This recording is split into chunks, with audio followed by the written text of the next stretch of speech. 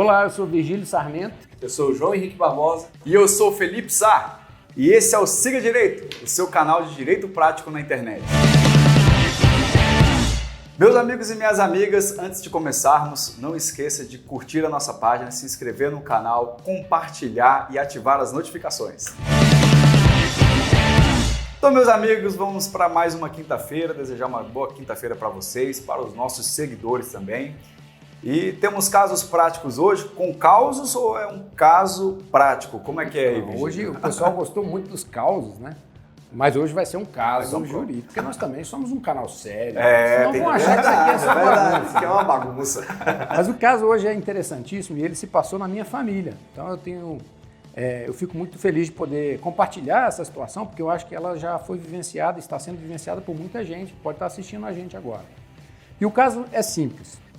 Há cerca de 30 anos atrás, o meu pai adquiriu um imóvel que estava financiado. Era um amigo dele que estava vendendo esse imóvel e eles combinaram o seguinte: olha, eu vou fazer um contratinho particular aqui para o meu pai, né? O vendedor falou isso para o meu pai.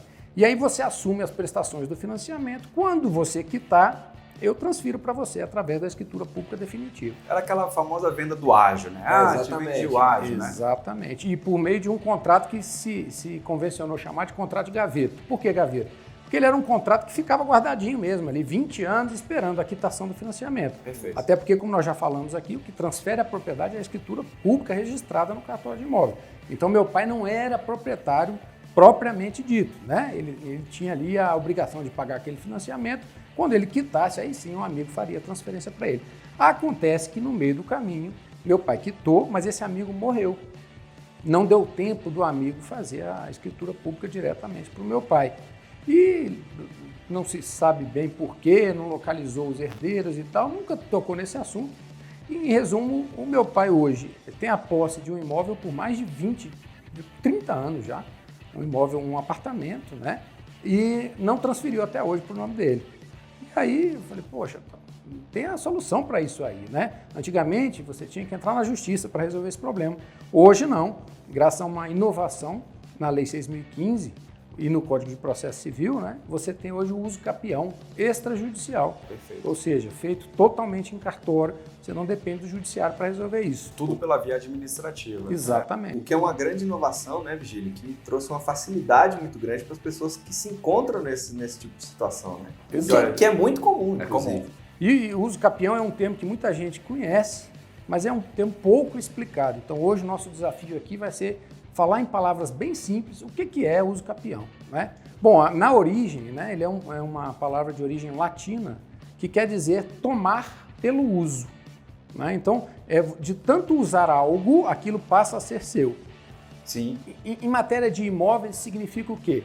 Aquela pessoa que tem a posse do imóvel mansa e pacífica, por muito tempo, sem qualquer questionamento, sem qualquer oposição por parte de quem é o proprietário, ele adquire o direito de ter a coisa para si, né? De registrá-la em seu próprio nome. Ou Isso seja, é uso capião. é como se ele utilizasse aquele bem imóvel como se proprietário fosse. Exatamente. Né? Ele não tem a propriedade porque ele não tem um título Exato. que fora registrado no cartório de imóveis para dar aquilo o título de proprietário. Isso. Mas ele utiliza o imóvel como se proprietário fosse. Então, em resumo, uma pessoa entra numa terra, suponhamos aqui uma fazenda, faz um cercado e ali fica por 20 anos, por exemplo, né? Aí começa a criar gado, planta e vive do fruto daquela terra, né? Essa pessoa, depois de um determinado tempo, ela passa a ser considerada legítima para pleitear essa propriedade, né? E isso é uso capião, né? Então nós vamos hoje falar aqui sobre o uso capião extrajudicial, que é aquele que é feito em cartório. Isso. E até antes da inovação da legislação, né, Gílio, as pessoas que estavam nessa condição, elas precisavam entrar com ação judicial, procurar um advogado, entrar com um processo. Às vezes esse processo se arrastava por muitos anos, né? As pessoas com uma dificuldade muito grande de provar esse longo tempo de utilização daquele imóvel. E essa inovação veio para facilitar a vida das pessoas que precisam fazer esse tipo de regularização, digamos assim, né? Também. E é um procedimento que agora pode ser feito em cartório. né, com alguns requisitos, obviamente, obrigatórios, precisa de um advogado, esse é um ponto muito importante, você tem que ter a orientação do advogado, apesar do processo não ser mais judicial, você tem que ter assistência ali de um advogado para praticar o ato, e você tem alguns requisitos essenciais, né, como a ata notarial, o memorial descritivo, né, da área especificamente, e alguns outros que nós vamos abordar que precisam ser levados ao cartório de registro de imóveis para ser feito o uso capião. Então, assim, a primeira coisa que tem que ser feita é identificar qual é o cartório de imóveis competente por aquela determinada área, né? Porque ele também pode ser objeto de uso capião, a área rural e a área urbana também, inclusive apartamentos. Né? Então você vai saber primeiro, qual é o cartório de imóveis competente. Aí você localiza, aí você vai constituir um advogado para te auxiliar, porque realmente é um processo complexo, né? Existe uma questão jurídica complexa que exige um conhecimento técnico especializado. Você vai fazer um requerimento e vai ao registrador de imóveis e vai instruir esse requerimento com alguns documentos. O primeiro deles é a ata notarial atestando a posse. Vocês querem falar um pouquinho sobre a ata? Muito bom, Virgílio, porque nós já tratamos de ata notarial em outros vídeos aí, alguns vídeos passados, né? E a ata notarial serve para tantas coisas e, inclusive, para a uso capião. Veja bem, o que nós vamos tratar dentro da escritura pública da ata notarial de uso capião? Exatamente a identificação desses documentos que são comprobatórios, né, de que você realmente tem a posse mansa, pacífica naquela determinada área, né? Às vezes até o próprio escrevente vai lá e atesta sim que ele adentra o imóvel, às vezes tira foto do próprio imóvel, né? Para confirmar que de fato aquela posse fora formalizada e que aquela pessoa que requereu a ata notarial de fato possui, no caso, usa o bem imóvel. Então, só deixando bem prático para os nossos ouvintes, a pessoa pode, por exemplo, juntar as contas de luz, contas de água, IPTU, que ele já pagou durante vários e vários anos, sim, colocar isso na ata notarial, que é um documento público, atestando que ele vive e usa aquele imóvel durante certo tempo. Sim. Basicamente isso, né? Naquele período que realmente permite com que ele tenha a aquisição e o direito pela uso capião. Além da ata, né, é preciso se juntar a planta ou memorial descritivo, né, que é, na verdade, a individualização daquele imóvel no espaço, né? Perfeito. Então, a medição feita por alguém com ART, que é um profissional habilitado para fazer esse tipo de documento. E nessa planta, muito interessante isso aqui, tem que vir a assinatura dos confinantes, que são as pessoas que têm imóveis que fazem confrontação, e também dos detentores dos direitos reais na matrícula. Perfeito.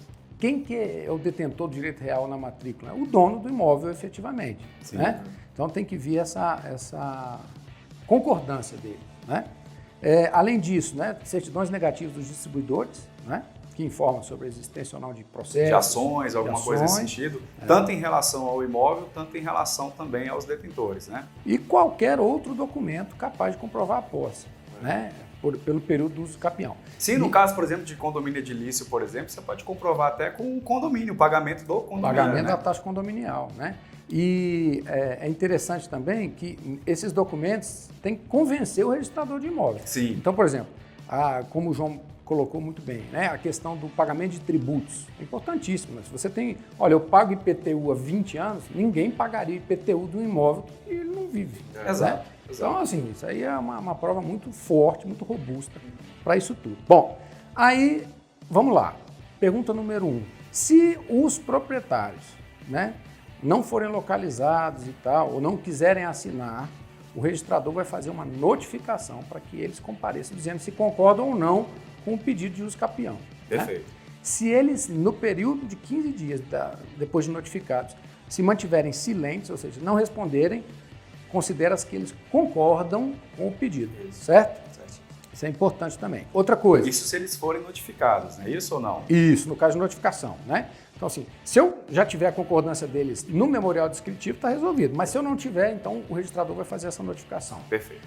Outros entes que o registrador vai notificar, né? A União, o Estado e o município onde se situa o imóvel. Ou o Distrito Federal. Ou o Distrito Federal, sendo aqui em Brasília, né? E aí, mesma coisa. Por que você precisa notificar o Estado, a União e o município? porque aquele imóvel pode ser um imóvel público. Exatamente. E imóveis públicos não são passíveis de serem adquiridos por uso capião. Exatamente. Já pensou chegar ali na praça da onde eu moro ali, ficar ali um tempinho ali e falar, opa! Exatamente. Né? Obviamente o poder público vai dizer, opa, essa área pública não é passível de ser uso capião. Como última medida, antes de tomar a decisão pelo registro ou não, o oficial do cartório de imóveis vai fazer também uma publicação de um edital no jornal de grande circulação, estabelecendo o prazo de 15 dias para que eventuais interessados se manifestem. Perfeito. Então, se nesse período os proprietários do imóvel não se manifestarem, a União, o Estado ou o município não se manifestar e os terceiros interessados também, depois de 15 dias, não se manifestarem, estando ok a documentação, o registrador vai acatar o pedido e registrar a uso capião no nome do requerente. Né? Lembrando que é uma forma de aquisição originária da propriedade. Perfeito, né? perfeito. Então, a pessoa que consegue obter a decisão favorável para o uso capião, ela é como se ela sempre tivesse sido dona daquele imóvel. Apaga-se todos os registros anteriores. Exato. Né? Inclusive, se não há abertura, por exemplo, acontece muito, como eu te disse, são casos que perduram 15, 20 anos, 25 anos, né? Então, às vezes, aquele imóvel não pertence mais à circunscrição imobiliária de um determinado imóvel. Então, fica autorizado também a abertura de nova matrícula no cartório do registro de imóveis hoje competente por aquele imóvel. Né? Exatamente. Bom, então, estando ok, registra-se. Se alguém impugnar, então vamos lá, se um terceiro impugnar, se um confinante impugnar, ou se o proprietário, ou a União, ou o Estado, ou o município, se alguém disser não concordo, aí o processo passa a ser judicial. Exato. Aí o advogado tem que alterar o requerimento para adequá-lo a uma petição inicial e vai para a justiça comum, e aí vai seguir os trâmites da justiça. Perfeito. Bacana. Outra coisa, o registrador pode entender que, olha, eu analisei aqui, não está provado para mim que você tem direito. Então, ele rejeita o pedido. O registrador de imóveis tem essa discricionariedade também. Neste caso, você pode suscitar uma dúvida registrária ao juiz da vara de registro público. Pode dizer, olha, seu juiz, o oficial de registro de imóveis aqui disse não, mas eu tenho certeza que eu sou dono desse direito aqui, por isso. Se o juiz se convencer, ele pode sim alterar essa decisão do registrador de imóveis. Exato. E pedir para que se registre o título com base naquelas informações e provas documentais. Então, só para fechar, né? Tá tudo ok, o registrador autoriza e é feito o registro da uso capião. Houve impugnação, vai para o judiciário. Perfeito. Né? Se o registrador entender que não cabe, pelas provas juntadas ali, aí ele rejeita o pedido e aí a pessoa, se estiver inconformada com isso, pode suscitar uma dúvida registrária. São os 3 cenários possíveis. E para fechar o assunto, que eu acho que a gente já tratou bem, é um assunto denso, a gente pode até voltar mais para frente, né, para tratar disso, os prazos de uso capião. Né? Perfeito. Muita gente pergunta, isso é uma dúvida extremamente recorrente, meu amigo. Exato. Então, grosso modo, existem alguns tipos de uso capião. O primeiro é o uso capião ordinário, cujo prazo para aquisição, o prazo da posse mansa e pacífica é de 10 anos, podendo ser diminuído para 5 caso a pessoa tenha justo título ou tenha estabelecido residência naquele imóvel. Ou seja, não há necessidade, por exemplo, dele não ter um outro imóvel. Ele pode, inclusive, ter outros bens imóveis. Pode, né? Se ele tem a posse, está tranquilo. É isso. Né? Uso capião extraordinário, né? São 15 anos que podem ser reduzidos para 10 também, caso aquele posseiro fixe residência no imóvel. Né? Você tem a uso capião especial rural e urbana, são 5 anos. Você tem a uso capião coletiva, que são 5 anos, e você tem a última, que é a uso capião especial familiar, que são 2 anos. Não cabe aqui ficar entrando em detalhes, né? Mas basicamente são esses os tipos e os prazos respectivos. É isso. É isso? Bacana. Acho que abordamos todos os pontos importantes, né? Sim. No uso capião. É isso. Qualquer dúvida, nossos seguidores têm que mandar pra gente, manda um direct, coloca lá no finalzinho dos nossos vídeos a sua pergunta, compartilhe os nossos vídeos, não é isso, meus amigos? É isso aí. Então, meus amigos, esse foi o vídeo sobre a uso capião extrajudicial. Espero que vocês tenham gostado. Se inscreva no nosso canal, ative as notificações, compartilhe nossos vídeos e fique sempre por dentro.